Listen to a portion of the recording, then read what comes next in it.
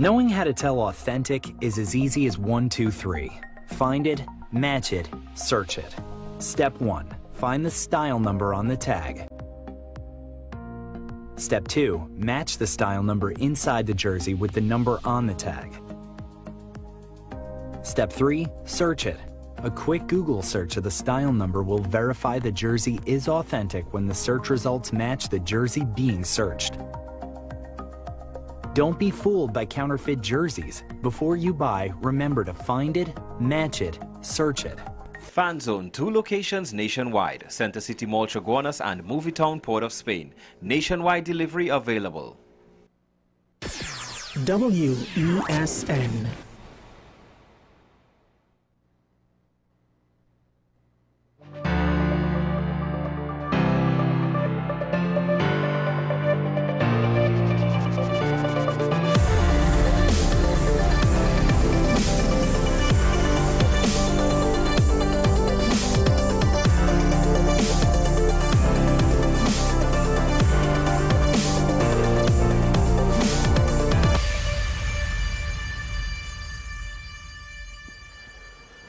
Well, there's good news, a little bit of good news, depending on how you frame it. And I'll do my best to try and frame what I think is a reasonable sign that the politics in our country can work as intended. But for the most part, I have not so good news and then bad news. You know, I have undetermined positive or negative signs, and then I have bad signs outright. Now, what am I talking about? One of the things, I'm not too sure if it's an outright bad sign. We had another set of deep water bids. 3 companies got involved. One from China, and then there's a consortium of STIT Energy Limited and Ground Ports Limited, right, who bid on the same block, and then China National Offshore Oil Corporation International Limited that bid on 3 other blocks. According to the news, Shell and BP did not make any bids, and I guess ExxonMobil are like, we have all the exploration that we want to do right now, so one would assume that's why they didn't bid. But the question is it a bad sign that BP, TT, and Shell did not engage in this exercise? Not necessarily. It could be that they had logistical reasons, or it's just not in alignment with whatever time frame they had going on, and they didn't want to bid for rounds that they might not potentially implement exploration measures with in any significant way anytime soon. Private business is not always straightforward. There's a lot of moving parts for these international conglomerates. But at the same time, given that not too long ago, we were potentially looking at both of those companies wanting to leave Trinidad and Tobago for good, we have to ask, is it that they're unwilling to reinvest in the island? And then, of course, there might be multiple reasons why. Not necessarily that they don't have faith in our oil and gas potential, but that it's maybe not enough to overcome other things like our foreign exchange issues. Ironically, which would technically be partially solved by energy deals, so it should not matter to them. Then, of course, there's the whole diplomatic whatever, the crime situation, and who knows? Who knows what potential negatives they see, or maybe, like I said, it's just they weren't well positioned to engage. Maybe the blocks weren't enough for them to engage. Another not so good sign, I'm not too sure what to make of it. I had my issues with Caribbean Airlines. I had my questions. And now we found out that Karen Gardner, I'm sorry, I'm probably mispronouncing your name. During his probationary period, the executive manager of finance was fired. I'm not entirely sure what that means. I don't necessarily disagree with the Prime Minister's statements on principle that Caribbean Airlines needs to get an act together. We have the regional airline, which seemingly, more often than not, flies unprofitable routes, does not necessarily meet the tourism needs of the region. It meets the diaspora needs of the region, which is cool, fine. But to what extent is that market enough to sustain an airline? One of the things that challenges the Tobago Air Bridge is you need to have an equal number of people coming and going at all times. Now, when you have good turnover, when you're engaged in a good level of business, it's a lot easier to do that, right? But outside of certain key periods, we don't have that. We have this limited weekend trade, which means a lot of people go at the beginning of the weekend and a lot of people have to come back at the end of the weekend. And it makes it hard to do the math because not always are the levels of people going from Tobago to Trinidad in the same time period, could it balance it out enough that the airline doesn't lose money on the less engaged leg of the route. And that's just one example, one local conundrum that you need to then question to what extent do we have similar problems elsewhere. This is why, with regards to international flights in the region and to and from the region, some of the pricing schemes seem very weird because it all depends on the demand of the individual legs. You'll have flights going to other Caribbean countries, then have a leg to us where barely anybody will come on, and because of that, those legs in between us and the actual destination of most tourists will be fairly cheap, and it will skew the perception of the cost of travel in the region, because also the other leg, because it needs to cover the costs, might have a higher price. It's more complex than that, but I'm just saying, it's not as though CAL is doing all the airline things for the region. That's why I don't know why it is that we're always asking for other airlines to come in. Generally speaking, based on current aviation technology, we should be able to have potentially aircraft that can take more of the burden on the international travel. I mean, we're already going to England, right? But it's just not working out for whatever reason. And as the travel patterns change in the airline industry changes, but it's in flux because already Airbuses, I guess you could say they've moved on from the A380, and the whole concept of the massive jumbo jets seemingly is a thing in the past, but not quite just yet is it over. And then the twin-engine wide bodies like the 777s, etc., those seem to be the future, but the airlines, they have their own issues which could destabilize and derail a lot of the expected directions of the industry. So, meanwhile, our airline, is it really working out? Because an airline is not cheap. That's a hell of a thing to have that could potentially lose a lot of money. It might require a hard question, do we need it? Because it does serve the diaspora, therefore, and as well as the actual local population in the region, significantly. But is it financially feasible, the way how it is? And how do you right that ship?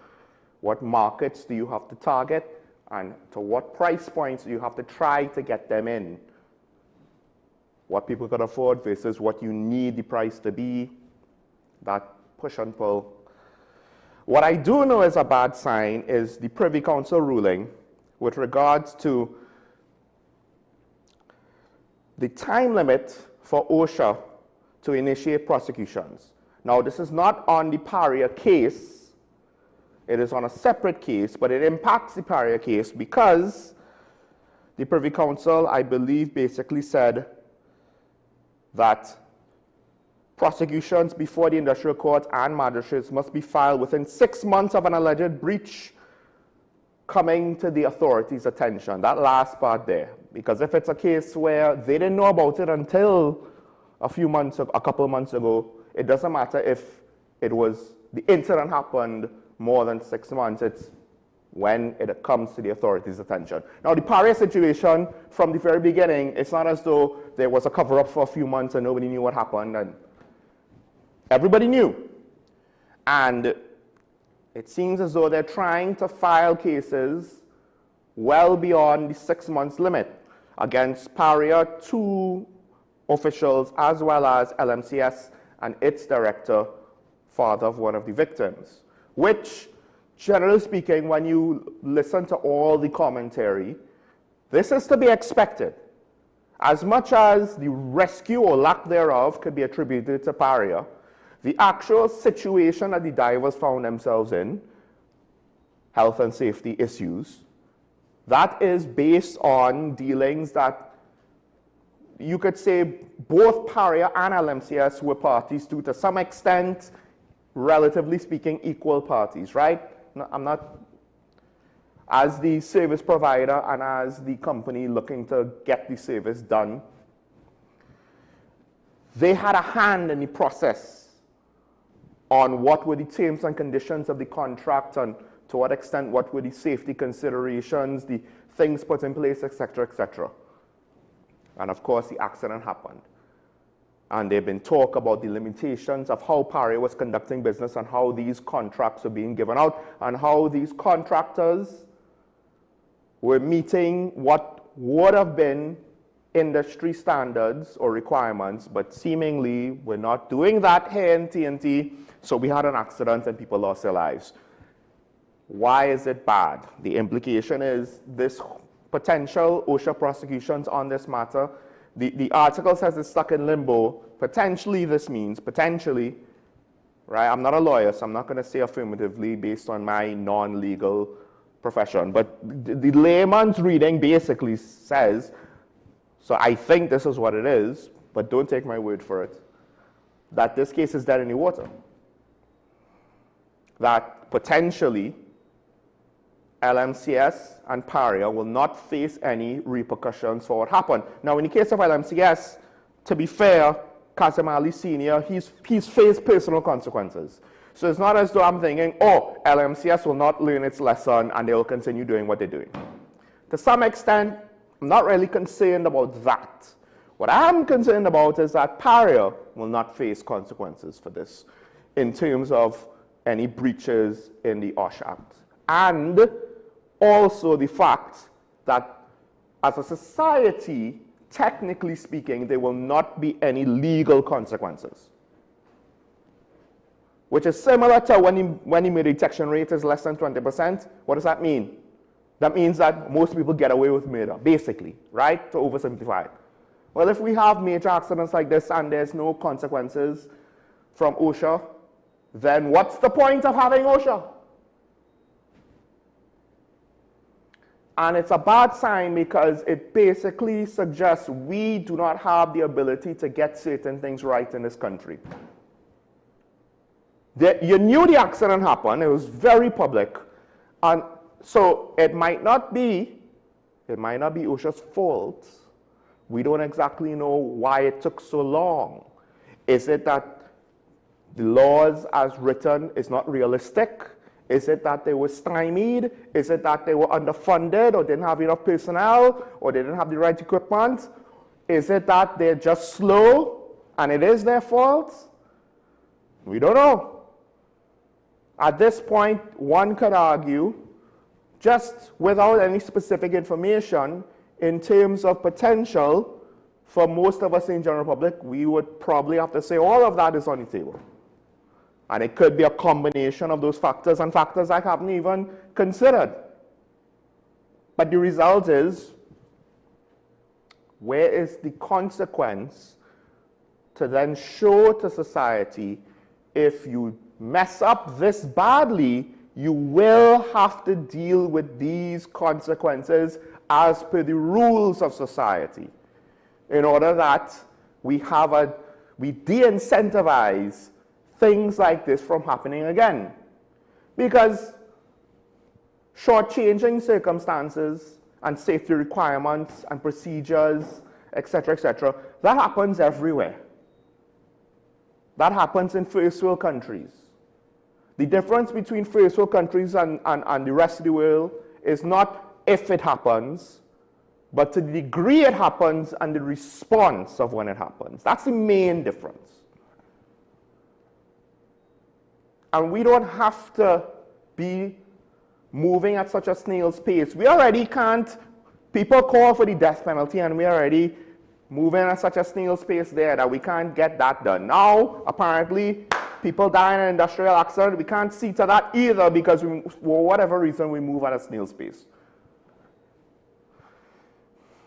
A lack of accountability in the system is part of it because it's not as though we actually have now.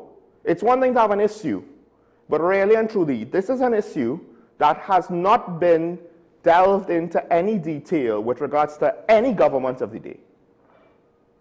And arguably you could say OSHA and murder prosecutions are not exactly the same thing. But generally speaking, it's along the same vein. And at some point, as a society, if we want to say we have great leaders, the first prerequisite is to actually be led. Just to be led. Not even to be led well. Just to be led. And one of the things leaders do is not wait on somebody else to tell you what to do. Not wait for somebody else to tell you there's a problem. It's obvious that there's a problem in the criminal justice system, in criminal prosecutions. And now, this is one example, so it's anecdotal. I don't know if there's more, but at the end of the day, it's such a high-profile one, and it's such a severe one. We're not talking about a man got his hand injured, lost a limb. 4 men died, 1 more man almost died and has to live with himself of being the survivor. And then of course there are all of the families involved. And there are all of the other divers who may or may not be properly trained and certified in the other, who I wonder if PARIA is now expecting them to not be cowards, man up and do the work, while they just saw, relatively speaking, it's a couple of years well now, 4 of their colleagues pass away.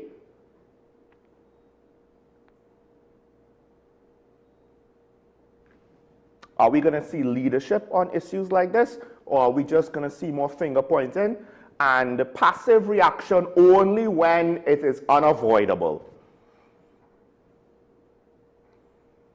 And dare I say, this is one more thing that the previous administration, I want to know what they would say about it.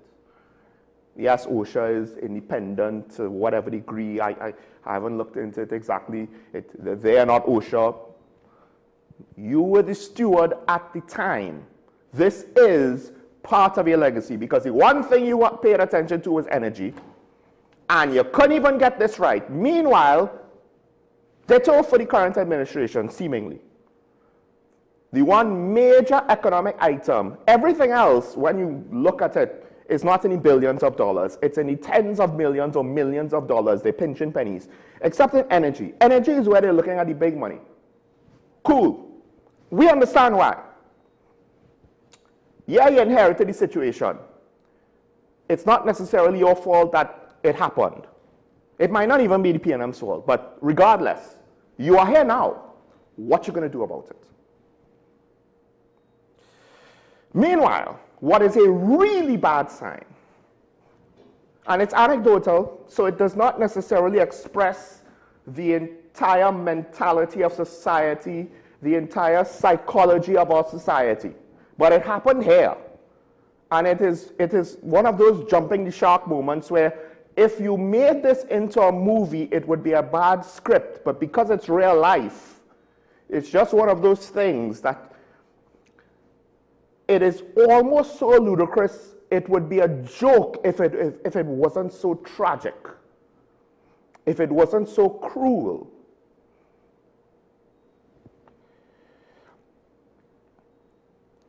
A 67-year-old man apparently convinced a 58-year-old grandmother that her granddaughter was possessed by evil spirits, including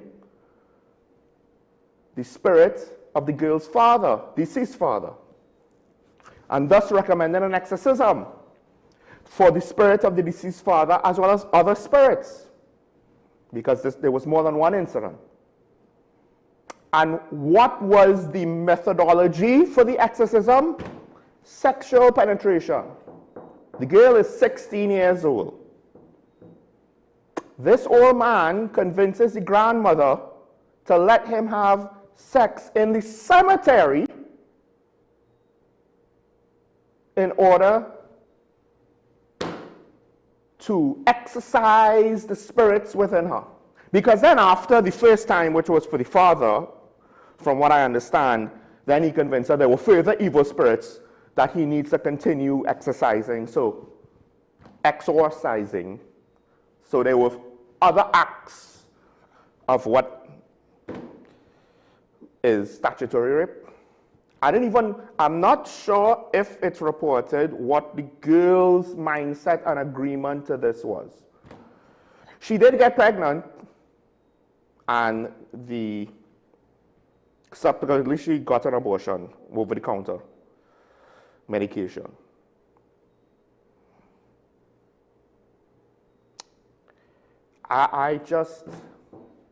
Here's the thing,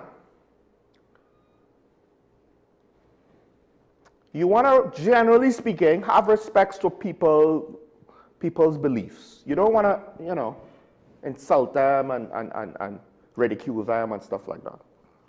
People could be superstitious on top of actual religious beliefs and faiths, and it might not make sense to everybody, but they have to have limits. Because I don't know of any religion, proper religion, that says in order to exorcise demons, we need to have sex. How does that exorcise demons? A part of me is curious to know exactly what he told the grandmother so that then the rest of society could be warned on the specifics and to see just how bad of an argument he put forward. Now, I don't know how many more people would fall for something like this. But it happened here. And for a country that's supposed to be so well educated, I find there's a lot of situations like this where I highly doubt that our education system is reaching everybody. Because this is something that I think most reasonably educated secondary school students, be 14, 15, 16, maybe even younger, but I won't make assumptions. It's one of those things where you're like, this doesn't seem correct. Which is why I wonder, what did the girl think? I have no idea. Was she convinced? Was she willing? Did she not know any better? Was she unwilling? And what does it mean now to her mentality? In a cemetery. In a cemetery? Things like this is why I start to think Trinidad is not a real place.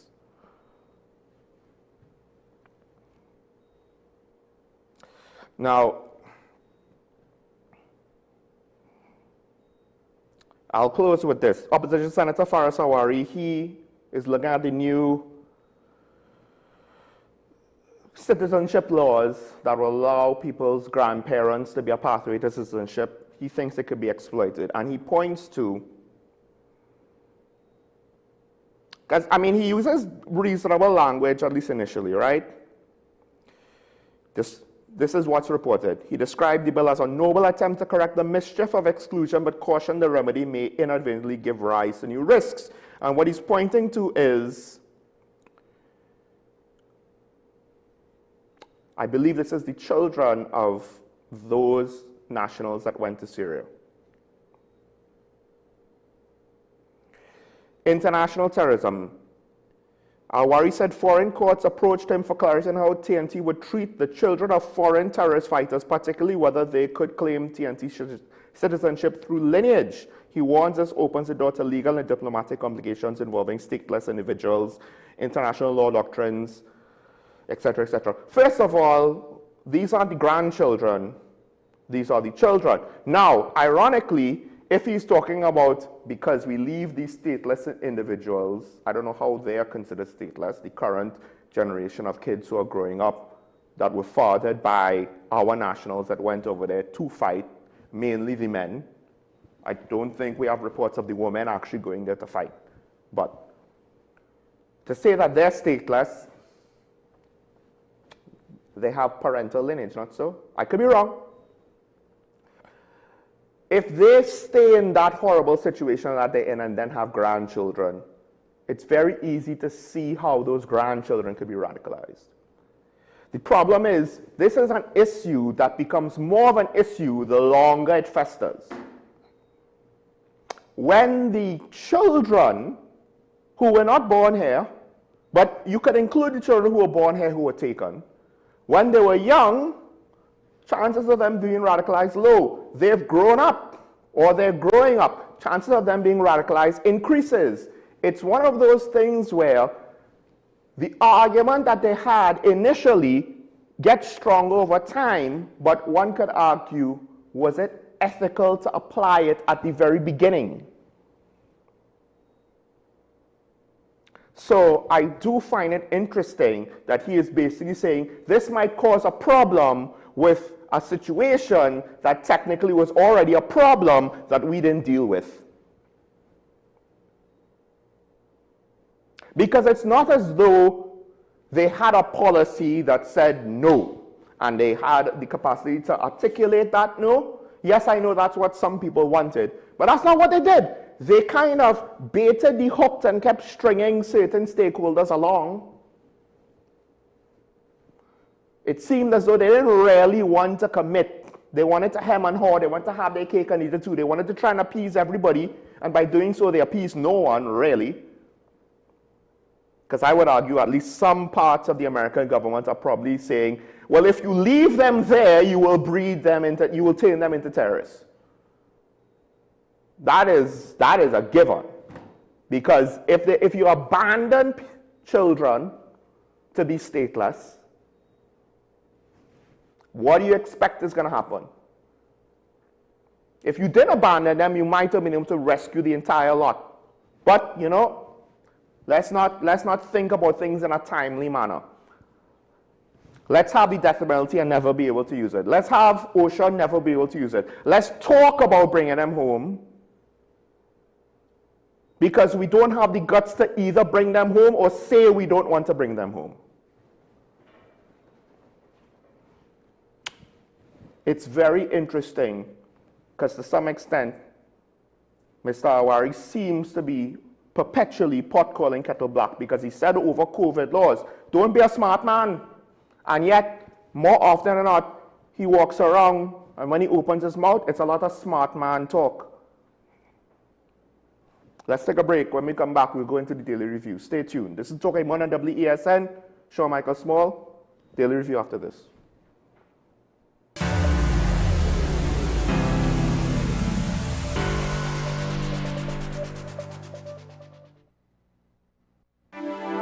My name is Dr. Joanne Williams-Carroll, and I am the Director of Behavioral and Mental Health at the Community Hospital. At the Community Hospital, we believe in nurturing mind, body, and soul. Through our counseling and chaplaincy program, we will provide you with support and strength you need to help with your mental and emotional well-being. Give us a call. The Community Hospital of Seventh-day Adventist, where good private health care is affordable. Low energy? Heart concerns? Migraines slowing you down? It's time to take control of your health. Join Wellness Unlocked, the series that brings expert advice and real solutions for a healthier you. In our latest episode, learn how Jameson CoQ10 can help support heart health, boost energy, and even reduce migraines. Get the science, the stories, and the steps to power up your health with CoQ10. Don't miss Wellness Unlocked. Watch now on WESN and start your wellness journey today.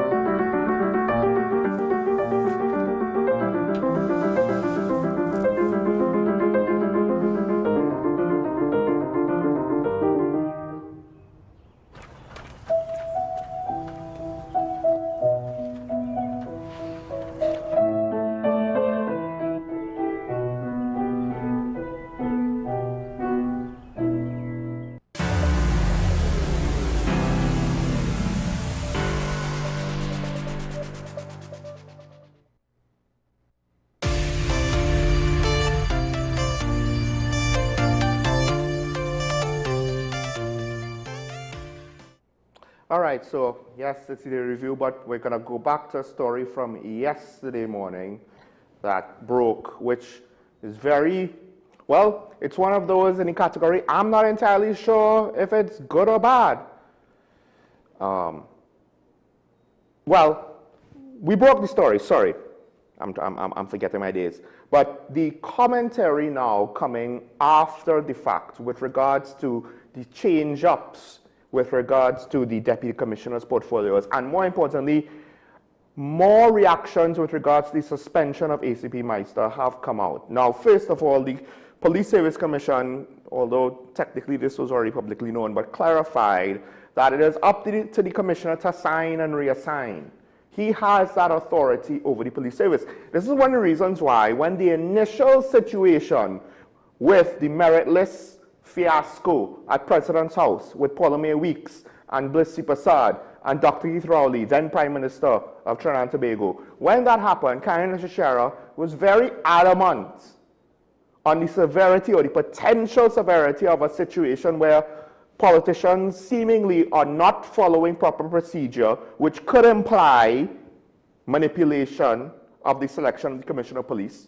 And why that is so severe? Because of the power that the Commissioner has over the entire police service, which arguably right now is, I believe, the largest arm of national security, as well as it is the preeminent crime-fighting arm of the nation. And listen, let's just say the arrest of Airlink with Christopher and what happened with the SSA, that is potentially just the tip of the iceberg of what the police can do, depending on if you have a smart man at the helm and smart woman at the helm or not. So it was clarified yesterday that the changes won't take effect until September the 26th. And now there's, to some extent, there's a narrative now of some people saying, well, this is business as usual. Most of the deputy commissioners have been there for a year, and now it's time to switch things up. I'm not entirely sure how to take that, to be honest, because the implication is that they're interchangeable.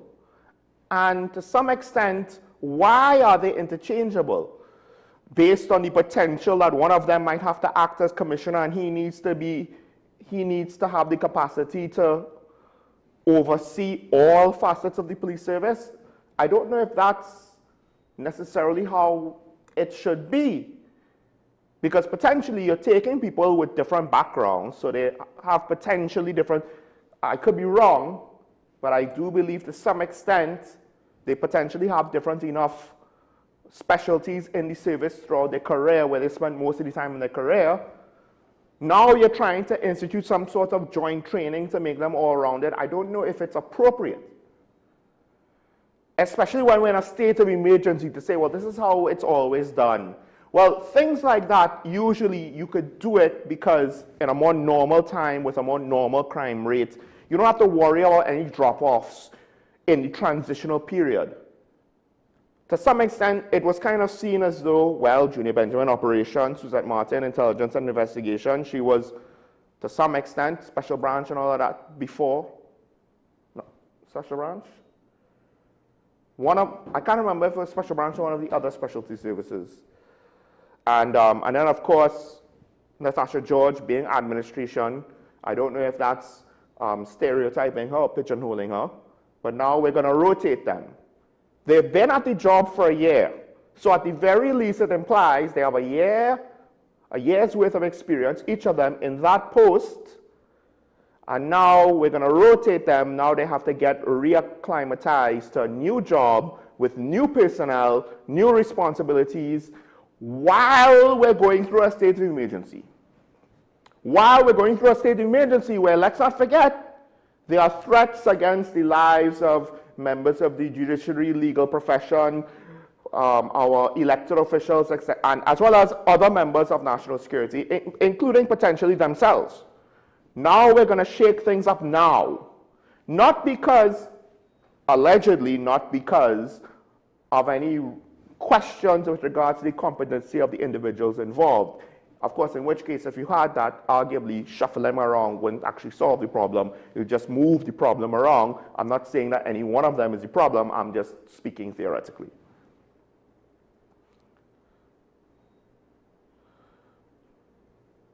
So, one of the things like this, every now and then you get leaks. And one of the anonymous comments from an officer is that apparently everybody is happy DCP Benjamin has been moved to admin. That move was excellent. Hats off to the big man. I have no idea why that was said.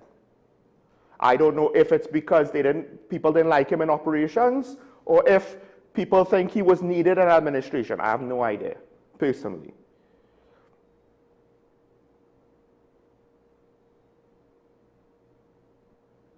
Another officer said, DCP Martin is highly respected, but the change is needed.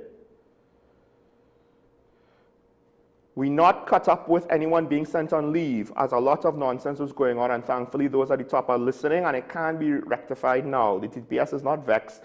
Men are rejoicing.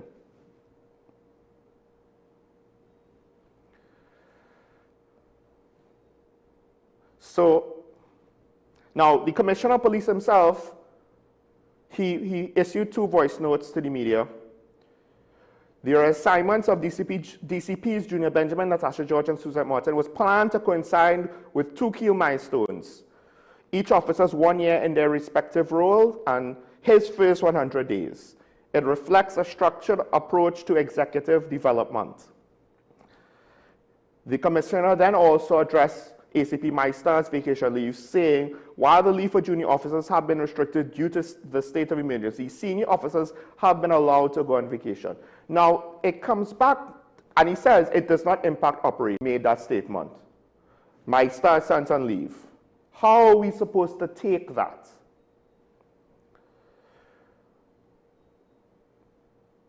To speak of that at a passing out parade, that is political overreach, especially at a passing out parade in public. I have heard some people saying that was not necessarily the best times to make comments like that. And this follow-up action, it's difficult for us to disassociate one from the other, to say one does not have anything to do with the other. And in fact, the officers on the ground who spoke to the media anonymously, they believe that Minister Alexander's statements are tied to the actions of the Commissioner.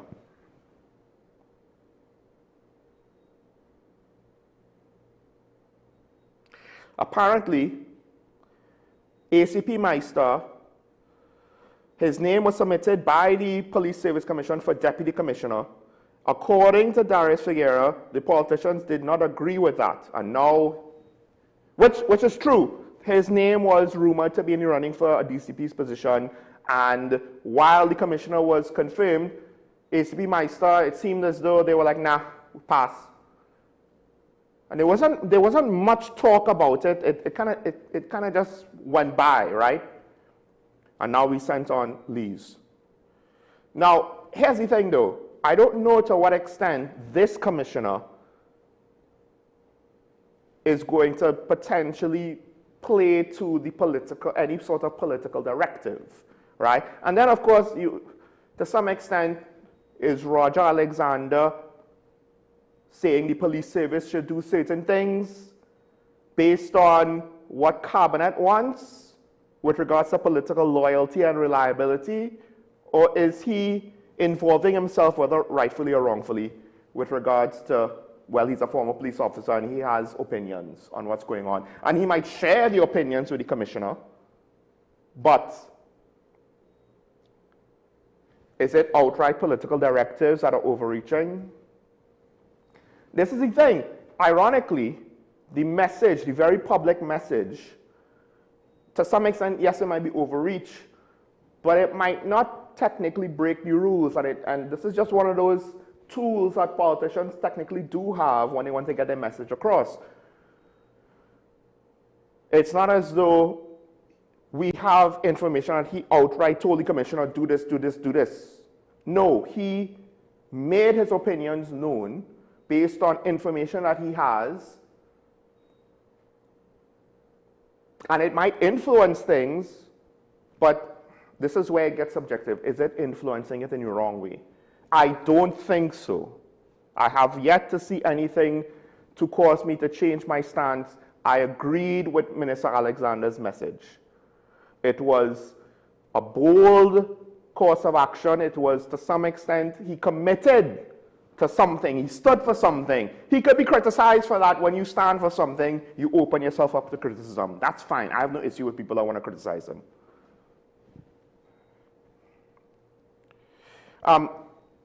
Gideon Dixon, head of the Police Service Social and Welfare Association, he has gone on to speak on, I believe, the situation, saying change is constant in TPS.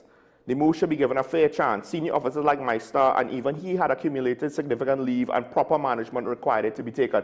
Now, when Roger Alexander was sent on leave, he was one of, I think, several. But it wasn't as though everybody, like we were told, no, there's a policy on how we're going to deal with all of this accumulated leave. And I get it. You don't necessarily want to tell people, this is the plan. Because if for whatever reason the plan falls through, people will hold you accountable to the plan. But the flip side to that is, if you're doing things willy-nilly, because you want things to be open so you could do, you could do things as you see fit. As you see fit is another way to say we're disorganized. As you see fit requires the individuals involved to have a very good grasp of what's going on. But this is one of those things where the Service Commission itself, I don't know if it has the capacity to fully appreciate what's going on and to properly assess it, because they're the ones that has to oversee the commissioner.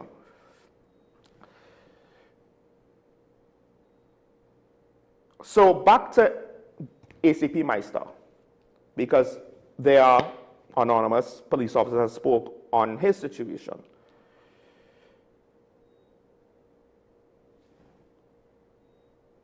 Some dismiss the move as normal, which again, this is a state of emergency. I find this very interesting. A senior officer countered, though, it is not a norm to order seniors on leave. They are usually served first and requested they apply to reduce such leave. I'm not too sure if that means that the amount of leave taken at once would be up to the individual himself. And then he went on to further say, this is a senior officer under Meister. So he's worked with Meister, he's in Meister's command down south. Given the current climate of internal and external threats coupled with an SOE, the decision to order Meister quote, the most experienced, active, knowledgeable, and competent of his rank, end quote, on leave did not appear to be in the organization's best interest. He would be greatly missed by all his subordinates without a doubt. And then, of course, there were people in San Fernando questioning the decision because they are of the perception he was doing his job. And that's the thing. We're not talking about, oh, well, crime is high, but we need people to go on leave. We're talking about there's a state of emergency. There's not just a state of emergency. It's a state of emergency because there were threats against the government. There were threats against the lives of the Minister of Defense, amongst others.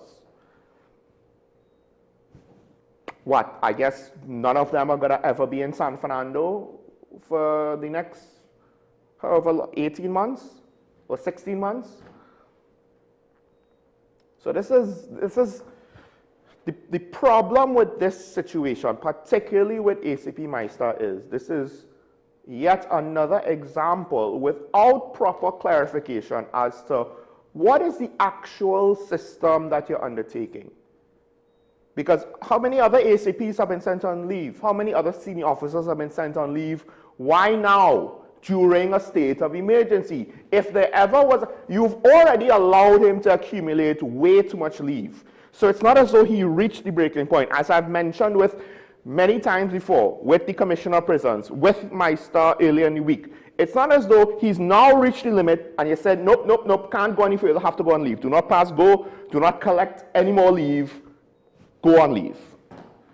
No, he's well past the limit, so why now, days after Minister Alexander said what he said, I have no problem with it. But if it's one of those things where they are tied together and you don't know how to explain it, I'm saying you need to figure out your stuff a little bit better. Because this is framed alongside all of the other past situations where seniors went on leave at times that left the public and other officers questioning why all of a sudden these people have to go on leave during times like this. And given recent history, which technically speaking was a different administration, yes, I get that, but what have I been saying all the time? To some extent, you will be paying the price of the actions or decisions of the previous administration. If things start to look too similar, don't be surprised if people start to lump you in with them, for better or worse. Two sides of the same coin. Because if we are to believe some police officers and the commissioner that this is a planned strategy, what is the reason for it? What are you trying to accomplish by doing these things? Why send ACP Meister on leave and not necessarily give us an explanation to deconflict with all of the other questions we may have over various different signs and signals we've seen? And then why shuffle the DCPs? What are you trying to accomplish there? You could say executive development. What does that mean? During a state of emergency? In a state of emergency, you're not operating as how you usually would operate. It's a situation where you are going to put certain considerations on the back burner because it's an emergency.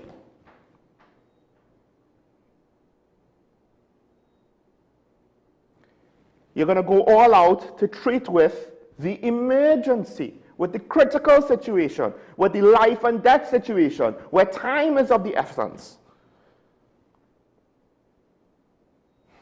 But, I don't know, this might be, it's a minor thing, but it's a minor thing to some extent. I don't think this is something to condemn the Commissioner of Police for. But it's a minor thing with larger implications. And it gets too close to the sun being previous behavior that caused a previous administration to be kicked out of office. Let's just put it that way. Not everybody showed up for vote for them the last election, meaning they were rejected. Let's not fly too close to that sun. Now, Here comes the maybe kind of sort of good news, depending on how you frame it. Depending on how you frame it, right? And I might sound kind of naive, but bear with me, bear with me. Let me get into this. This is the next topic here we're going into. The opposition leader had a question with regards to the state of the Defense Force. I know what the obvious criticisms are going to be because I have made similar criticisms about different situations, so bear with me. So this was at Nallis, I believe, Arima Public Library. So of course, it's not as though she's addressing the Defense Force or necessarily it's a venue that relates to national security. But it's an issue that for whatever reason, she decided to speak about it now. I'll get back to that in a bit.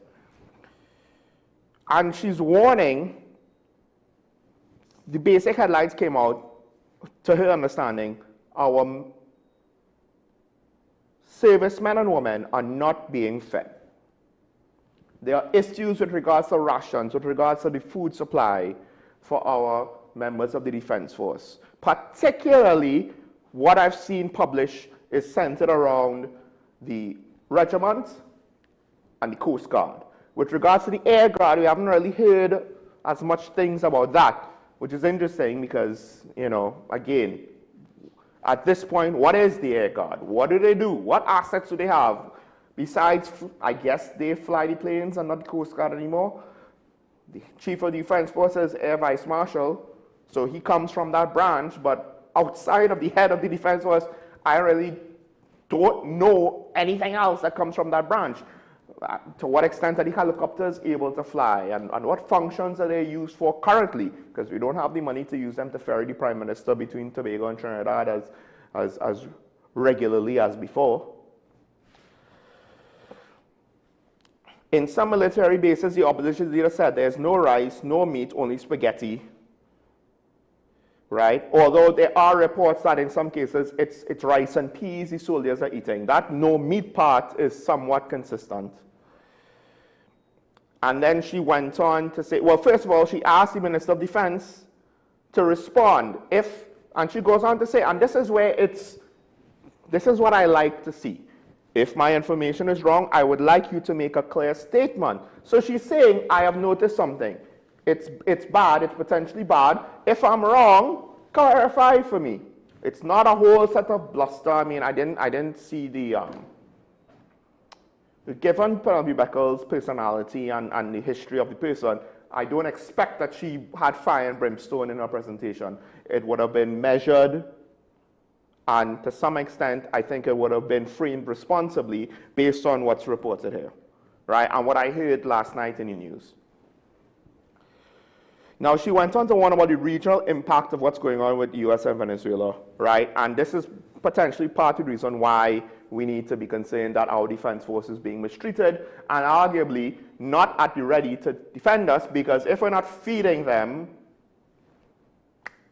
an army kind of marches on its stomach. It wins or loses on its stomach. The most important part of any sort of military activity, the first thing that you need to see about is logistics. The first thing. Not operations, not intelligence per se of the enemy movement, just logistics. If you can't figure out how your men are going to eat, you're going to lose, because the enemy doesn't have to do anything before they start to starve, and then how are they going to fight? So it's not out of bounds, the concern. My only thing is, given the size of the defense force, if anything happened at that scale, the utility of the defense force is very limited. We already outgunned our Coast Guard to the Venezuelan, whatever the Venezuelan maritime forces are. And then we're definitely significantly outnumbered, right? Not by the 4.5 million reservists. That's not realistic for a population of 20 to 30 million to have that many people as actual, competent, capable, physically reservists. But even the fact that, you know, when they talk about 25,000 troops, that dwarfs what we got. Militaries are a very small fraction of our population. That's why our defense force is in the thousands with a population of 1.5 million. That's why the police service is potentially significantly just as large or larger than the totality of the defense force, especially if you include prison officers, because that's law enforcement into the mix. I could be wrong about that. I'm not too sure what the Air Guard numbers are and what the Coast Guard numbers are, but the regiment is generally, from my understanding, not a regiment. I believe it's 3 battalions. We're not talking thousands of men, right? Actually, yeah, it's 1,000 each. That's maybe half the police service, or less.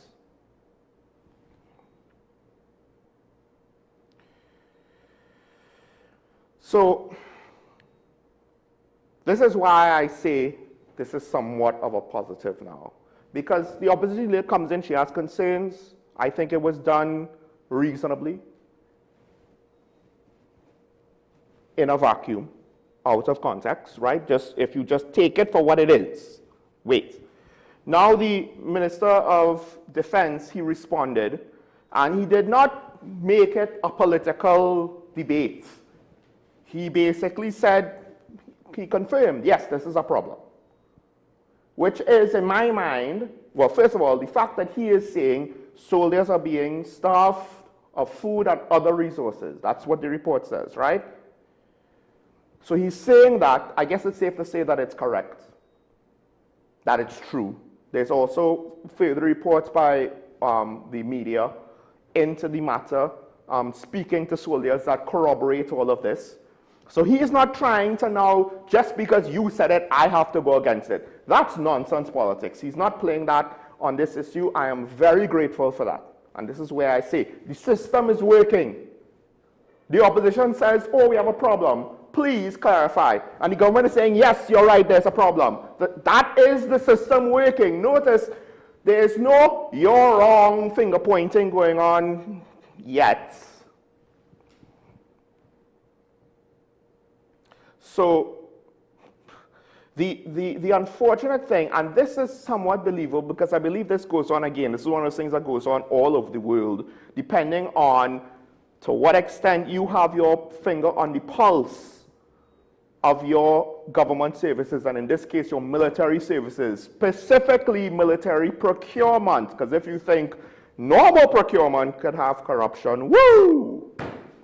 So the implication is that the soldiers are not getting both enough food, meat is a luxury, they have to pool at times their money to ensure that they're fed properly and given balanced diet. It seems the one meat they may have somewhat regular access to is corned beef. Chicken is a luxury. That was one of the quoted statements, or one of the statements in the report. And that also they have issues with regards to uniforms. Apparently, new uniforms are issued based on seniority, so the higher ranks, and new recruits. Veterans, there's one photo in the news there where a guy, his pants is basically ripped near the seam of the crotch. I guess it's a wear and tear thing because they have one uniform that they have to wash and then wear that all the time. At some point, it's going to wear out really fast. And the conditions are said to be worse than prisons. Besides uniforms, apparently soldiers had to use their own money to buy boots because they're not being...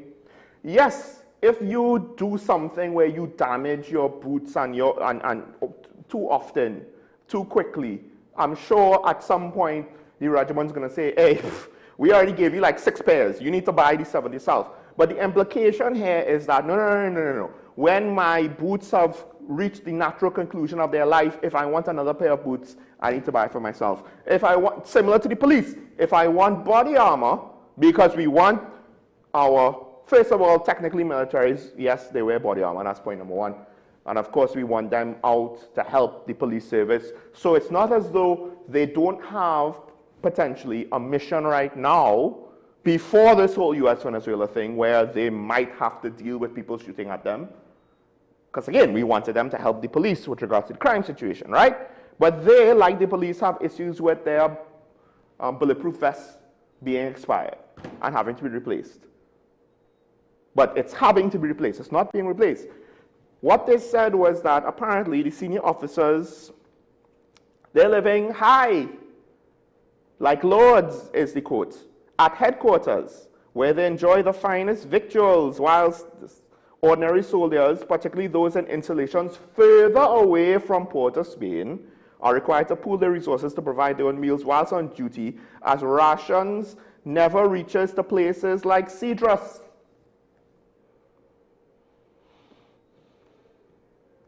And this now, again, the reports and the quotes and all of the statements, it's about the regiment, but also the Coast Guard. They point to the Defense Forces, Camp Ogden, Kumuto Barracks, the Coast Guard, Caracas Base, and Camp Singleton and Tobago. Well, were all visited by Sturge, and it seems as though he doesn't like what he sees in all of them.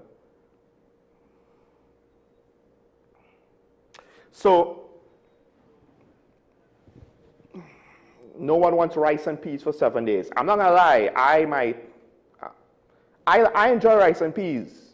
I don't always have to have meat, but I mean, for 7 days straight, I don't know if I could live like that. That's demoralizing. That's number one. Military morale matters to the point where, yes, meals are considered or given consideration by militaries. Different militaries prioritize different things. Koreans have great fuel rations. Americans have, depending on your service, great mess halls. The food at ships at sea are incredibly great because the rest of the working and living conditions are very, very subpar. You're cramped in a tin can. So the one thing that they could do well, they do it well to try to keep morale up. Meanwhile, here we have our senior officers being oblivious or, allegedly, directly hurting their soldiers' morale. And then the question is the reason why there are shortages because the budgetary allocation was not sufficient, which is a pertinent question because there are some of the things like the bulletproof vest we've seen with the police service. Some. But again, there are issues with rations, there are issues with uniforms, there are issues with boots. But it seems like these senior ranks allegedly don't have these issues, at least according to the rank and file or the juniors. Is it because they ensure that their allocation remains sufficient for their needs, or dare I say wants? These are questions we have to ask because already I have pointed to the fact, long before now, of a lack of accountability in the Defense Force. What is their mission? What are they doing to justify their existence? One would think the Coast Guard has a ready-made mission, patrol the coast. And yet, all too often, we hear about complaints of a lack of coastal patrols. We had an issue during a pandemic where the country's borders were closed, but the maritime borders were open. And we're an island. All of our physical borders are maritime borders, which meant all of our borders were open. Now here's the crux, right? The one thing that the opposition leader can't escape from is the fact that they were overseeing this situation. It didn't just happen overnight, I would imagine. You don't need boots to be replaced in 2 months, 4 months. How long has this been going on? I think the question was asked. The one political question that was returned towards the opposition leader was, when exactly did you find out about this? Did you only now know this? How is it that you only now know this? What was Minister Hines doing when he was Minister of National Security for so long? That lack of accountability has persisted long before the UNC took over. What was going on then? Regardless, to some extent, I am more concerned with fixing this problem than saying which party has more to blame for it. We'll take Diego Martin now on the line. Caller, good morning, you're on the air. Good morning, Sean. I like the fact that you're raising food for the Defense Force, right? Thursday, 20th of December 2018. I'm going to call the newspaper Newsday. Had an article where the then questionable President Weeks put out into the public the officers of the TTDF, the Defense Force, came to her about meals. They were not having regular meals. At that time, a one-month Prime Minister was Minister of National Security, and he was asked about it. And he said he has asked the person responsible for the Defense Force at that time, Pritchard, the Rear Admiral Pritchard. He was responsible. He asked him, plus the financial person in the Defense Force, to speak with the National Security Permanent Secretary. They further asked him when this will be resolved. And his answer is that because of financial strain, they are having this issue. Trinidad hasn't gotten back better with respect to financial issues. It has deteriorated 2018 to 2025 in 7 years. We have been on a downslide. So the fact that the opposition leader, she has big questions to answer, and there where I say the fourth estate lacks credibility. That is why I am inserting myself as the fifth estate to ask question what the reporters, before they carry that story up with the opposition leader, they should have asked her, what did your government do from 2018 to current, April 28th, to resolve the issue? It still continues. And I don't know if it's for financial issues or the current leadership of Defense Force abandon it, because if the article is saying the hierarchy of the Defense Force, Exchequer, Coast Guard is living off the hog, then it tells me they were interested in doing anything, and the utterances of the then Minister of National Security really was useless. My other question and my other peeves again is the TTPS internal problems. I am in agreement with the Commissioner of Police for basically rotating the hierarchy. I think his hand is being held and he's not getting support from the police service commissioners. Let me give you 3 instances where it appears administration is all over the place. 3 weeks ago, or 4 weeks ago, the SUV that was lost in the Sangre Grande police station. And somebody went and took it out and basically use it again to do another crime. Somebody infiltrated and took out cameras. That should have been the biggest red flag in the TTPS. Look after the operations of your police stations. Fast forward to 3 days ago, the property room in Barataria again. Somebody, not members of, it is alleged that might be police officers or outside people, went in there and take 20 kilograms of cocaine. Why did that happen so quickly? A red flag was raised in Sangre Grande with respect to how the operations of that police station has been done. And you have something similar happening. That tells me the person responsible for the administration and the daily operations of these stations need to answer a question. And by extension, his superior. And his superior has to be one of the DCPs.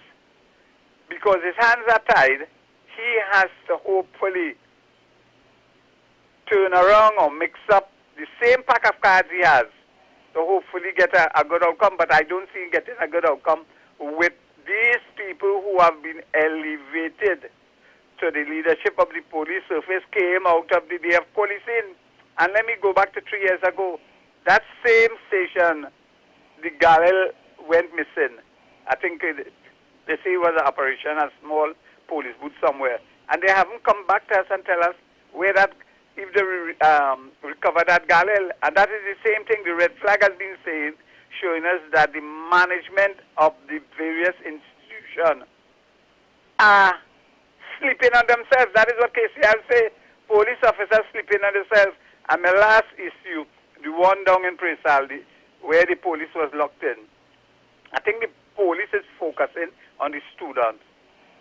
It is all over the place that the policeman was sleeping in a class, and in jest, the student locked the door. And that was the former Prime Minister threw the police service under the bus. Hopefully, Commissioner Guevara will be able to do the internal cleansing of the police department. He said he's not putting his head in the sand, hoping to get those road cops out of the system. And we're moving forward. I'm going to have a nice morning. Thank you, caller. We have Arima on the line, and then we might take a break. Arima, good morning, you're on the air. Jamaica Small, good morning. Morning. Morning. I want to agree with the commissioner. And when the point that you made earlier with reference to either or is a mix of both. And here why I say that, right? You got to remember that the commissioner and Alexander have been officers for years. So they understand how the system operates. And if in the heart of hearts they truly want a better Trinidad and Tobago, change will have to take place, whether we like it or not. But why I really call you, the incident over the weekend whereby 20 kilos of marijuana was removed from the Barataria police station, allegedly by an officer who was on duty. And I want to say thanks to Ian Allen because he was the one who highlighted it for the public to know. So some of these clandestine things that has been happening, and we the public will be the last to know. That has left a bitter taste in the mouth of me and many other citizens like myself, because we keep asking ourselves the question, how long now this is going on? How long? And furthermore, years ago they used to show you exercises whereby they used to burn all the drugs. You no longer see that. So the question remains, what becomes of drugs that are confiscated? What becomes of the guns that are confiscated? Because if you check over the past 3 years, there's hundreds of firearms the police sees, thousands of rounds of ammunition, and no word is given about that to us. So when I hear you talking about the machinations going on with the administration and the police service, fish is working from the head. So you have to deal with the head and then come down the line. Because when you're looking at confidence in the service right now, you see after that incident and the incident with the pilot, where Ian Allen again showed you the gentleman made his call at 9:32, the command center. He was responded to at 9:39. He had photos of the van. He tell you he wanted to go out to stop the van, but something tell him don't. And they didn't come till the next day. The van stayed there all night. All that work could have been avoided if they just show up. So I want to bat for the commissioner, and let us hope that his idea of change and Alexander's idea of change will work for the betterment of this country. Thank you. Have a good day. Thank you, caller. I'll just say quick first, the implication of you saying it's a little bit of both, right? And I think that's with regards to the reshuffling, if it was to move people to where they are better served and needed, or away from responsibilities that they're not suited for. If it's a little bit of both, the implication is we're just kind of reshuffling less than ideal solutions, to kind of put it politely. We're not, to some extent, it's a very limited pool of candidates here. We're not replacing because things are not going well. We're just saying, well, you try another job. We might not like you in this job. We might prefer you in that job. Let's see how it fits. And, yes, that could work sometimes, but more often than not, out of 3 candidates, it's not going to work for all 3. It might work for 1 or 2. 2 if we're lucky. 3, that would be a miracle. It's not impossible, it would be a miracle. The other thing is this, with regards to the guns and drugs that are confiscated, illegal narcotics, illegal firearms, right? I'm not too sure what the chain of custody rules are, but I would imagine because the court matters take so long, they are potentially kept as evidence. I don't know if it's required for them to be kept for that long, but if you burn the drugs, you know, in year 1 and the trial happens in year 10, and then something happens to the records or something, I mean, at the end of the day, it's just that the trials need to happen sooner. But it could be because of chain of evidence rules and that you might actually need to, you can't just have a record that the marijuana existed. You might need to have the marijuana still physically there in evidence to be presented or what have you, right? Otherwise, then I don't know if legally, if it could be, the existence of it could be disputed if all you have is photos and paper documentation or what have you. Same thing with definitely with, I believe, with firearms. If the court matters, if the criminal proceedings happen quicker, then arguably it would be a more clear-cut argument to say, why these things being kept so long? But if it is that these cases are pending and they need to be kept, then that goes back to why are these cases taking so long? And it's just one more area where one issue not functioning properly leaves us vulnerable in another area. Let's take a break. When we come back, we'll continue. I'll respond more to what Mr. Digger Martin said and continue the conversation. Of course, the phone lines are now open, but we'll take more calls after this. Stay tuned.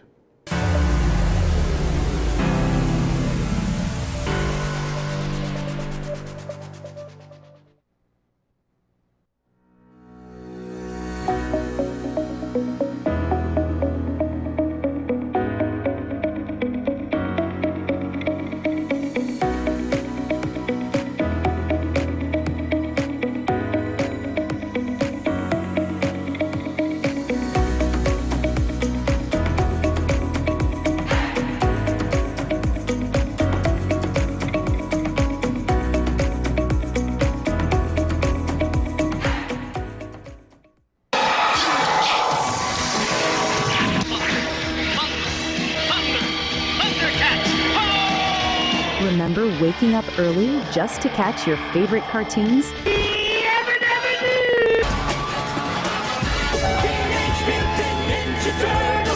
WESN brings back those magical mornings with Retro Saturdays.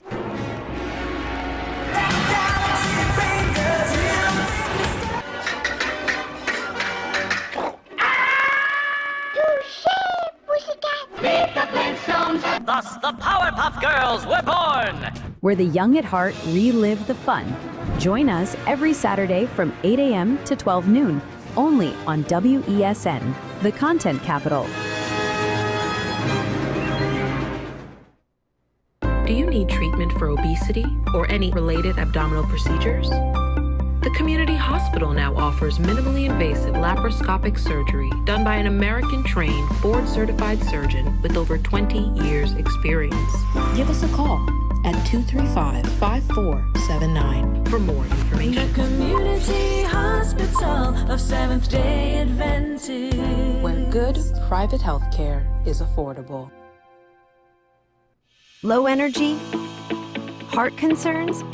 Migraines slowing you down? It's time to take control of your health. Join Wellness Unlocked, the series that brings expert advice and real solutions for a healthier you.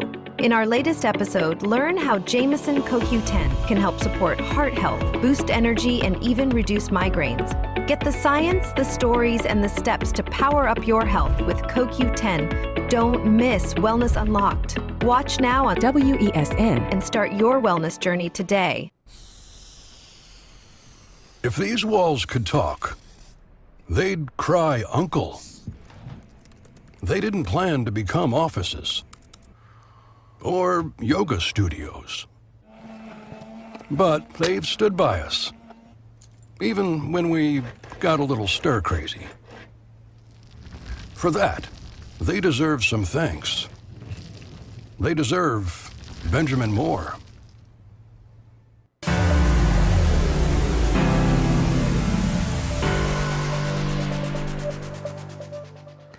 Welcome back to Talking About Sean Michael Small here. We have a couple comments that came in during the break, so we'll take the first one. This is good. One day I will count to some extent and potentially. I do believe that might have been a slight grammatical error there, but I actually appreciate it.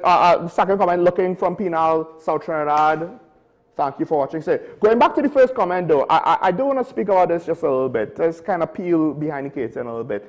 Generally speaking, everybody that does live TV commentary, they will have a pattern, whether it's cadence, whether it's flow, vocabulary, and then of course on top of that, when you're giving opinion, I know a lot of times people in the rum shop talk, they like to speak as though, let me tell you how it is. I know for sure, and they use very absolute terms. Responsible opinions, unless you have evidence, and even then, depending on the situation, it's still not guaranteed to be 100% accurate. But unless you have evidence to back up a claim, you can't really speak in absolute terms. So you have to say, potentially, to some extent, in my opinion, this could be pure speculation is one of the things that I use whenever I'm just kind of throwing out theories out there and hypothesis. Because that's what, to some extent, the population does, but they just don't frame it that way. But I have to frame it that way so that people will understand that when it's something that's a statement of fact, it's a statement of fact. When it's a quote, it's a quote. When it is looking at what we know and trying to offer, because usually at times it's more than one scenario that I put out there. You have to use these terms. And then of course, when you're live, you'll fall back into certain patterns, which is why, yes, I know. I see this a lot in sports commentary. I don't necessarily look at too much international news because it's turned into whatever it's turned into, right? And you see that as well, whether it's cadence, tone, vocabulary, there are certain patterns everybody will kind of default to because you're more concentrating on getting an accurate message out there, right, than trying to vary your vocabulary up because of some examiner who might not want you to not want to see the same word used over and over. So it just is what it is. I appreciate that because for you to have that observation, you're watching the show to some extent enough to observe that, which means this is not your first time watching the show at the very least. I think, I hope. We have Digger Martin on the line. Good morning, caller, on here. Good morning, Sean, again, and I'm sorry to monopolize your line. Oh, Lord.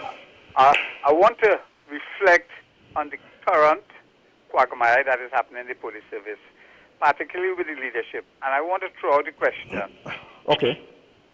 Were these people that are currently in the leadership, were they elevated based on meritocracy, or were they elevated based on a flawed promotional protocol? Remember, a judge was skating on the processes that they have been using to promote police officers. And you have several layers of court judgment. And a lot of officers who feel that they have been victimized have gone to court and won the cases. So that is an issue that I believe could be put into the mix with respect to the competency of the leadership of the police service. The second frightening thing that has come into my mind, every time there's convulsion in the police service, something happens. And I'm going back to that marijuana that was in the property room. And I'm going to jog the whole country's memory during the time of the day of policing, what went on. At that same time, during the same time span, I don't know if it was close to the next month, you had a scenario at the current Prime Minister, who was the former Prime Minister in 2015, marijuana found in her residence. The police has never resolved that issue. Who was responsible for that? And it might be far-fetched. Was that marijuana going to be used to a similar effect? I'm going. Have a nice morning. Thank you, caller. Before I respond to that, especially that first point that you made is what I really want to respond to. Let's take the next comment that came in. Or do we have a call? No, the comment, right. There used to be a disposal process whereby all illegal narcotics was burned after the matters were concluded in the courts. That's the key phrase there. This was something shown on the news. What has become of this? Think about it. When court matters could take a decade, I assume that the marijuana that was misappropriated, right, to use that phrase, right, I expect that marijuana was part of a proceedings that was not concluded. I could be wrong about that, but that's my expectation. That's what I believe is happening. The narcotics that are within police custody are with matters that are still open, right? So I don't know what is the average time that it takes for drug matters to be heard, and I don't know if cocaine and marijuana matters are different. I mean, the whole idea about legalizing marijuana was to kind of free up minor possession charges, but we still have major situations, confiscations or whatever. And then, of course, for you to have a court matter, you need to have arrests. How many times do they get marijuana and maybe you get the driver or the guy that was operating the boat, but to say that the size of the shipments, to say that you got anyone of significance associated with that, any sort of person with criminal authority over this marijuana, because we're not talking about like one baggie at a time, right? We're talking about a truckload here or a crocus bag there, etc., etc. So the cases to some extent might remain, depending on a lot of factors, open, and because of that, they're not going to burn it because it hasn't been concluded. That's the problem that I believe, to some extent, might be going on. It's because you said it now, to some extent, it's just at the top of my mind.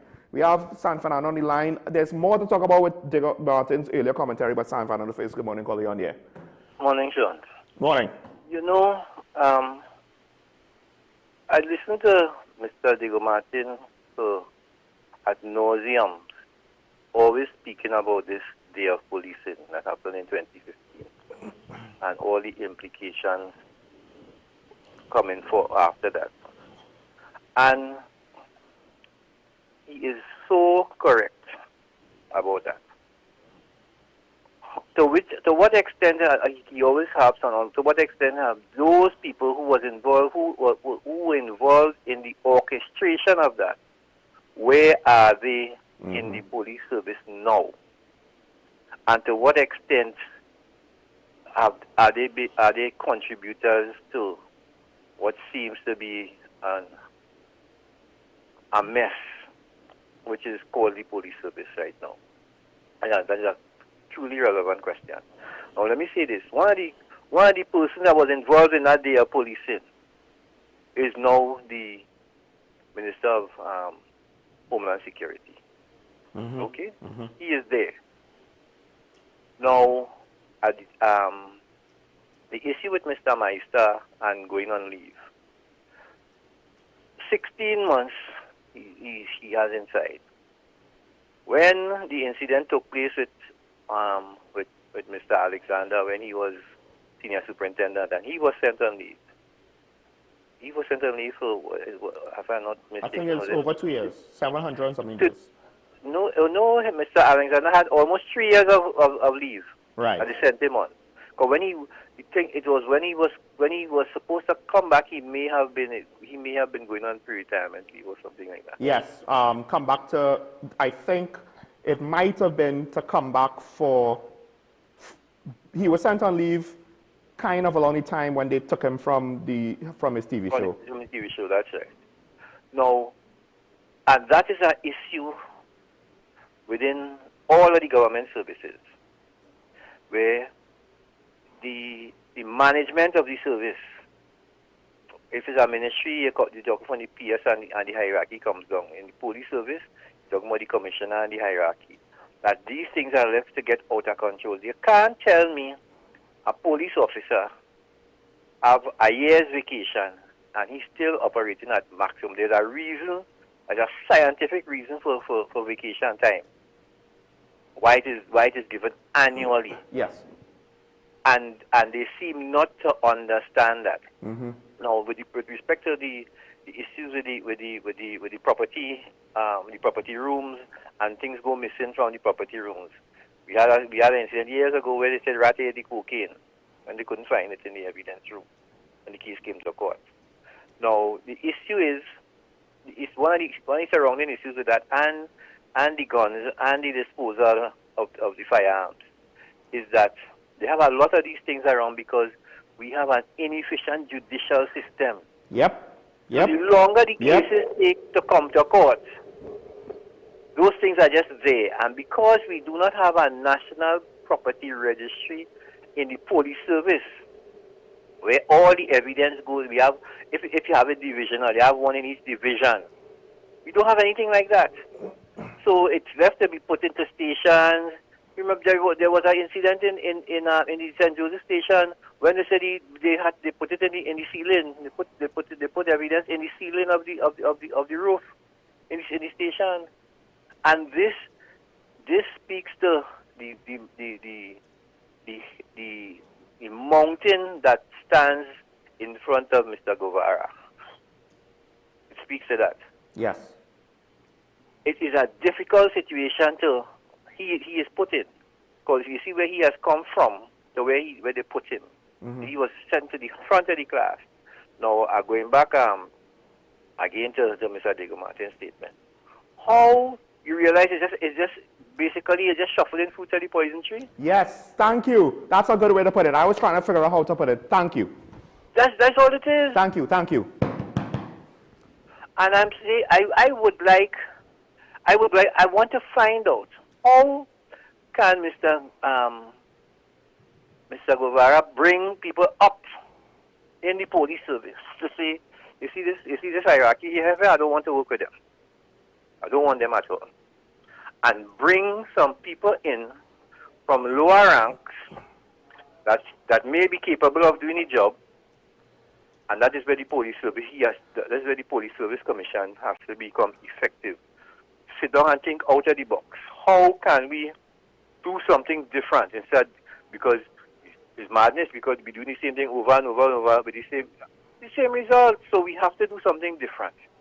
And I really hope Mr. Guevara gets the help that he needs from the it seems as if Mr. Alexander is willing to work with him. Mm-hmm. And I hope that he gets some help to there's one officer you see, he always on the bench. And anytime they need him, they pull him out and bring him up front and take him back. And I keep saying this, that was since Miss Christopher's time. And what's the other one? Maybe one before her. McDonald Jacobs? Mr. Jacobs. Kurt Simon. Mr. Simon has always been, anytime they need somebody to play backstop, they bring up Mr. Simon. And then they put him back. Mm-hmm. And those are the officers, I'm telling you, that they need to have in the front. And I hope Mr. Guevara can have the cojones to say, here, I don't want to work with these people again. I ain't reshuffling them. They are the rank, we put them somewhere, and I want some new people to work with. Have a good day, Sean. Thank you, caller. Well, here's the bad news, and I kind of was saying this, maybe not directly before on Tuesday. None of them, from what I understand, are 60. None of them are close to age of retirement. The commissioner is young. They might be older than him, but they're not that much older. So that entire level of the police service, we are stuck with them unless you have a significant enough cause for the Police Service Commission to fire them. The commissioner could reassign, but DCPs are disciplined and to some extent they are selected through the process that goes through the Police Service Commission. So firing, from what I understand, has to come from that level. Guy Griffith was removed from office not because he was fired, but because his contract wasn't renewed. McDonald Jacobs, not because he was fired, but because his situation was not renewed when they substantially appointed Ayla. He was acting. Ayla wasn't necessarily fired per se, even though how they treated her in the end was really bad. But essentially, the expectation was the contract wasn't going to be renewed. And even if it was, I believe this would have been the last year because this was the third renewal.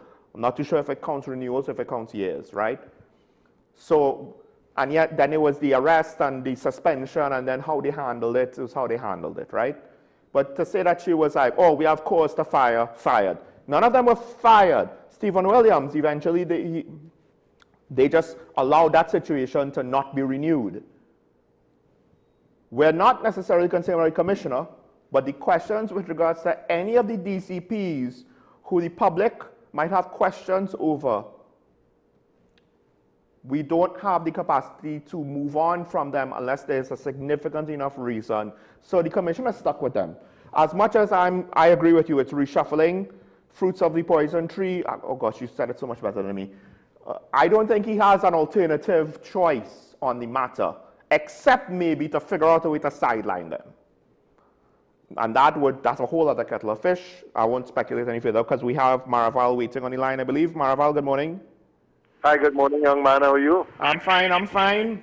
It's been a long, long time. Yes, good to hear from you. You know what? Everybody seems to know what's going on with America and Sagarama, so I don't want to know because I have my opinion. I remember when Trinidadians were going to denigrate the betterment in the 50s. My uncle was part of that, and he became the general manager of Gardner Denver, the biggest oil company part replacement. And I remember those days. What I call to ask you is this. I want to know who is responsible, who's the question, who is responsible for where I was born in Woodruff. The park is now and Jackson Square. And when you go up Lady Chancellor now, it is overrun. And this is not a secret thing. I want to know if the corporation is still responsible for the few little places we have left. We could go and sit down and relax. And I mean, the only part they seem to look after is because they are functions there all the time. Both government and all this and that is Adam Smith Square. It is ridiculous. And the next thing I want to ask her is, I live in Marval, and I kept telling you about the apartment that Philip Alexander possessed. Right now in Marval, it really falls bucket and drop for 10 minutes. Not where the paint shop is, Susan Williams, there. That has been kind of fixed their point. Flooding takes place within 10 minutes. It took me 1 hour and 12 minutes to leave ILO, or whatever they call it now, to get to 2nd Avenue where I live. Well, 3rd Avenue, the apartment there. And it's all because the apartments that Philip Alexander put up, the wall, he covered the river, he boxed the river, and it comes to the wall, it rips up the pavement, and all the debris goes in that 100 yards of the road where Philip Alexander built the apartments, and nothing has been done about it. That, and please help us look after the square and the park. This is not a secret thing. Thank you, because you have been in power for 3 months, 6 months, 9 months, and keep telling me, listen, we have a budget. It makes people feel that I have been listening to, telling me it looks like, well, look, this Prime Minister don't care about what it's saying because you never win a seat there. That worries me, again. Thank you, caller. I mean, listen, normally, I wouldn't want to say things like that, but I understand why the population living in areas like Maraval and other PNM strongholds, because we had similar talk before when the situation was reversed, right? And it's just natural. Even if it's not intentional, that's the environment that you inherited and you have to work within. And if you are not capable of understanding that and figuring out a way forward to mitigate that sentiment, if it is not true, and I'm not saying it's not, I'm just saying if, right? Then maybe you're not sufficiently qualified for the task at hand. Now, I can't comment about the apartments. I will comment about this. We have an issue with planning. We have an issue with drainage, right? We also have an issue with employment. We have an issue with our economy stagnating. And we have an issue not just with flooding, but also with when rains are not significant enough, water supply, water reserves. We could take a page out of FDR's book.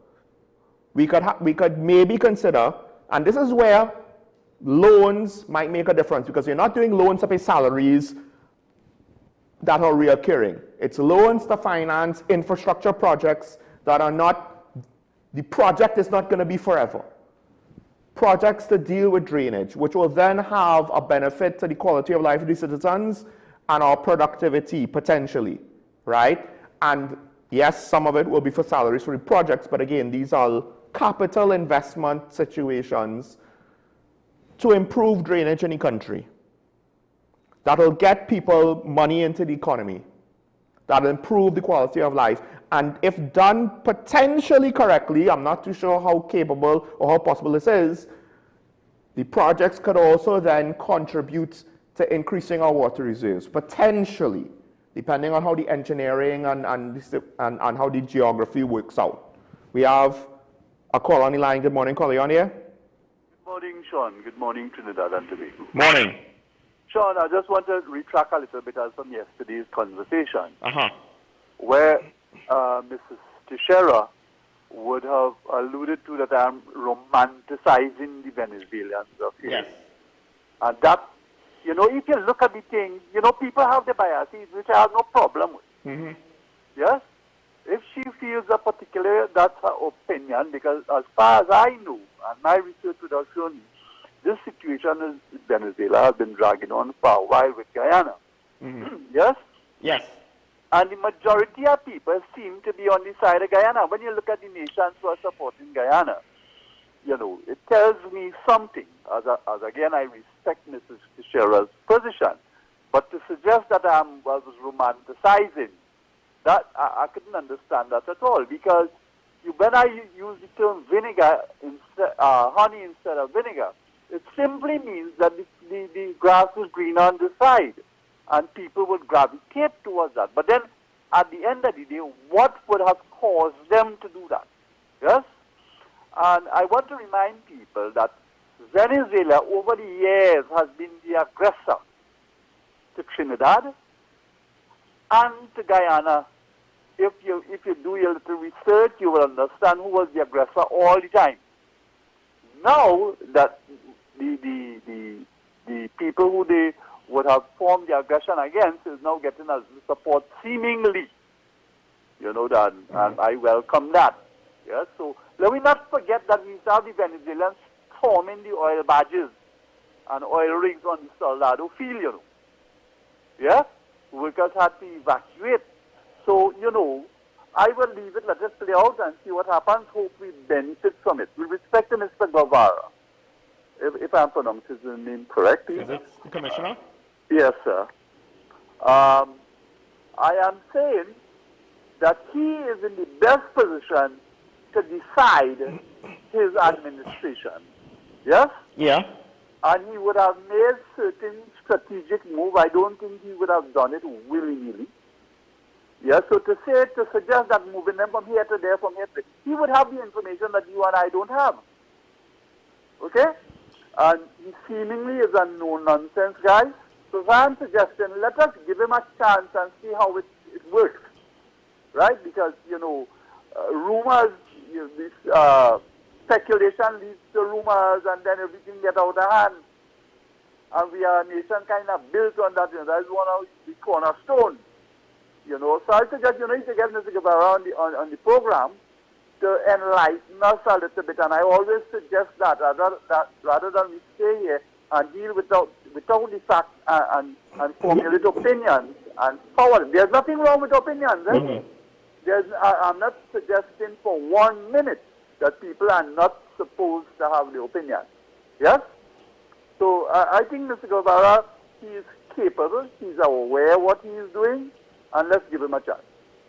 Thank you, caller. I will say, this is just a general statement on the last point you made. Public persons in this country do not engage with the media enough. It is safer if they don't. It is safer for them to control the way how the media has access to them. That's why Dr. Rowley rarely took interviews. He did an exit interview for all intents and purposes, right? But and then it was just the 3 reporters. He didn't make the morning show rounds. When you look at other countries, larger, more established democracies, you would see that, hey, they would hit the whole circuit. Some politicians might go morning shows, late night shows, etc., etc., news interviews. They will make the media rounds. And then, of course, other persons, other public persons, whether they are consultants, technical experts, people with specific direct experience in the situation that's being discussed, they will make the media rounds. We don't have that. At some point, the ministers, they would selectively go on shows, and the ability to challenge them is limited. The Prime Minister is not there for most, seemingly, or at least a significant amount of the post-cabinet briefings. To what extent would she be willing to take an interview? While leader of the opposition, she didn't necessarily take any interviews. Members of the opposition right now, seemingly, are not really into taking a lot of interviews. That's one thing that the UNC opposition, at least at one point before the election, their people, most of the time, were able to go and speak directly. But as to why things are where they are now, I'm not going to speculate further. With regards to the Commissioner of Police, we hope that not only does he know more than us, well, he knows more than us, yes, but we hope that that makes a difference. Part of the issue why I think there's enough room for us to speculate on the matter is because those Deputy Commissioner of Police have a history that's longer than him being at that post. And at least with regards to one of them, they have a very public history with a lot of unresolved issues to the public. So while, yes, in theory, we would like to give him a chance, wait and see, there's two issues. One, we have one Deputy Commissioner of Police that has a lot of questions that the public is still hoping for answers for. And a lack of answers will just feed into other situations I'll get into afterwards as we wrap up. But then also, and this goes back to when Erla was commissioner, some people said I jumped the gun. But at the end of the day, we have to understand, this is not the CEO of National Flour Mills or the CEO of a bookstore or the CEO of a soft drink bottler. This is the police service. To what extent can we afford to wait? Right now, we could afford to wait longer than before because the murder rate was out of control when Erla was commissioner. So maybe it's unfair to her that because that's the time she was commissioner, but it was what it was, right? People were dying then a lot more than now. So maybe now, as a society, we could say, well, the murder rate isn't that bad. But violent crime, the perception of violent crime is not that it's gotten better. So to what extent, how long could we afford to wait, right? That is a very subjective question. That's an ethical debate that probably will never have a right answer because it will depend from situation to situation. Now, with regards to leave, all I'll say is this. Yes, Mr. Samano is right. This is something that good businesses will insist that their people take leave, not because it's a requirement of the law if your jurisdiction has a law that requires leave be made available to individuals. I think in some states of the United States, you have to let them go on leave. There's no rollover and payout or whatever. But I could be wrong about that, right? Regardless, people need, especially in a high-stress job, people need some time to themselves to rest, relax, and recharge, as Mr. Sanfernando pointed out. So I have no issue with ACP Meister going on leave. What is the policy should ensure that every officer, senior or junior, to some extent will be allowed some degree of vacation annually, maybe a week, 5 days, whatever, right? And then you combine that with the 2 weekends, something like that. And then I don't know, I can't remember what their full leave for the year is given out. But if it's like 2 weeks a year, at the very least, if they could all go on a week and then use the rest of their vacation to some extent throughout the year, you know, take a 3-day weekend here, a 3-day weekend there, because it's a high-stress job and officers are dying from natural causes in their 40s or maybe even younger, on top of those who died to violence for whatever reason, right, in the line of duty. So it just is what it is. The service needs to make allowances for that, and that's just one thing. Of course, then that goes into budget and all of that. Speaking about budget, with regards to the Defense Force situation, all I'll say is this. Questions are now, assuming that everything that we were told through the media is true. That not just that there are issues with shortages in the rations for the troops, but in their equipment and supplies to do their job. But those shortages are not experienced by the senior officers. Then the questions remains, is it that they're misappropriating resources for their own benefit? Or is the corruption external? Because we've all heard these stories, well, I wouldn't say we all heard these stories, but there are these stories with regards to when Coast Guard ships go out to sea and patrol and when they don't. We know at least with the police, when people are escorted beyond the perimeter within a police car. To what extent do we have similar actions with regards to the regiment? Now, these are stories, I don't believe any of this has been proven in a court of law, but these are things that the public has heard. There could be rumors, there could be hearsay. What is the leadership, and this is both the Defense Force leadership and the government, and I get it, yes, to some extent, I don't know if this persisted during the time of partnership, but it is what it is now. So now, you're in the chair, you're in charge. What is the current government going to do to explain this and resolve whatever actually is there so that the general public will be confident that the situation is resolved? Now, with regards to the police officers, the commissioner of police is in a bad position because how he was promoted might have been against the grain of what the internal politics of the service expects. Are police officers or any member of any arm of service in national security promoted based on meritocracy? My assumption to that is no, because based on what we've seen, I haven't seen anything to suggest that the answer is yes. I think based on how we've seen with regards to the process of the Police Service Commission, it implies that there are other considerations that to some extent undercut any sort of notion of meritocracy. Right? And then, based on the court matters and stuff, I think it's safe to say that the process is flawed enough that has left doors open to allow for other motivations besides meritocracy, and dare I say also besides seniority. But seniority is an easy one because I think people are viewing jobs in the police service as jobs. I work my 9 to 5 or however many hours and I have a certain expectation of promotion, otherwise I'm disgruntled. And the ones who are seeing it as a vocation are the ones that are staying at mid-level ranks and having health issues and their quality of life is impacted and they're not making it to commissioner of police. And they're the ones, ironically, who are on the ground more aware of what's going on, better able to articulate it and have a better command of just what the situation is that the population is going through. And dare I say, they're not the ones in the executive. At least the executive has not shown us or have not proven to us that they are in touch with the situation like how some of the mid-ranks are. And to some extent, as expected, they are removed physically from that work, but still,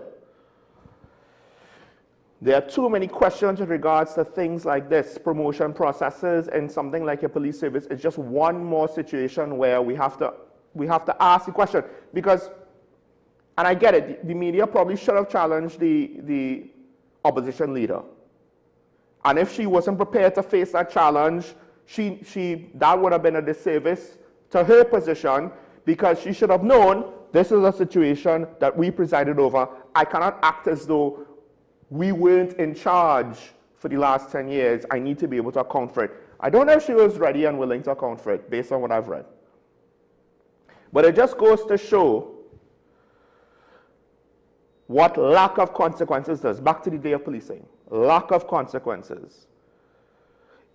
It gives you then a lack of consequences for their actions, then causes us to experience the follow-up consequence for that lack of accountability, the follow-up negative consequence. And I think it's a similar situation with regards to the Defense Force. To be fair, the media has reported on these things.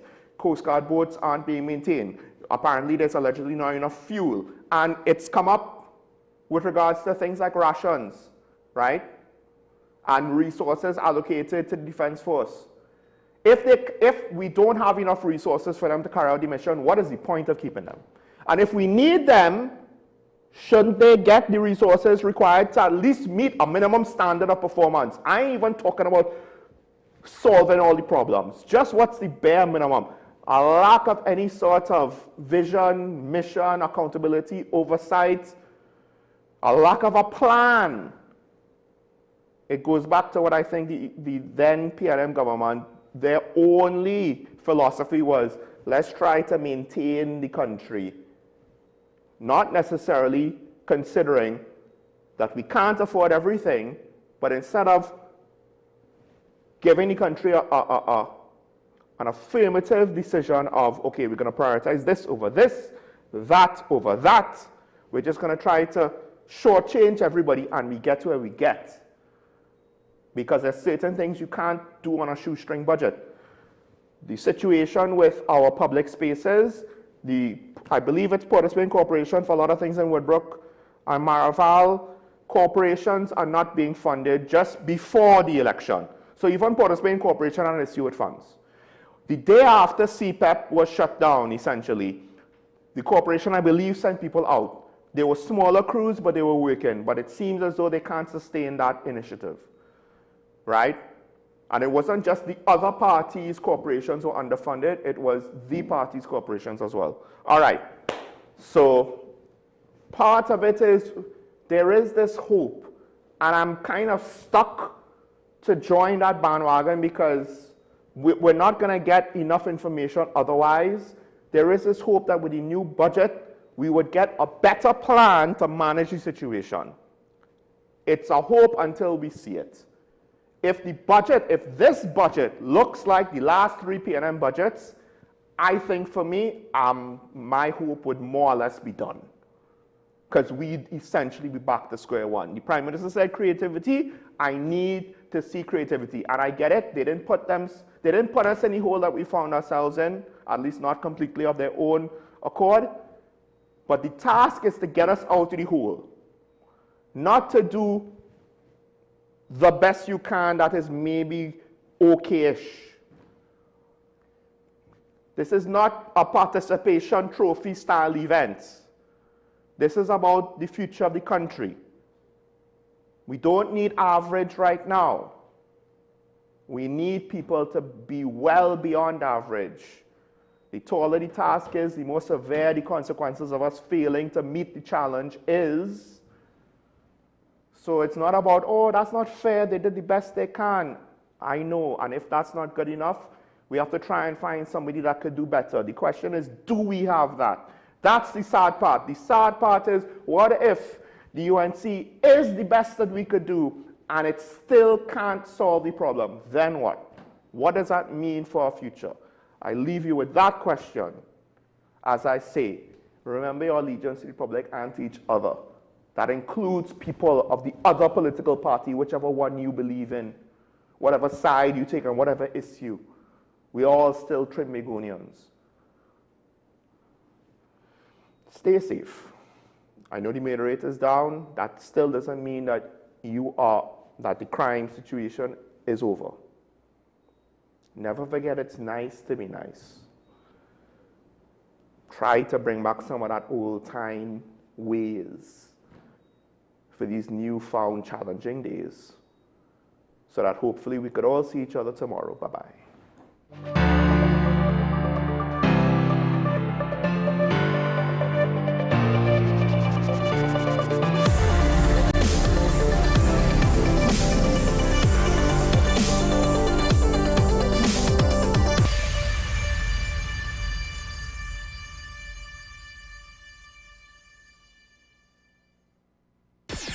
WESN.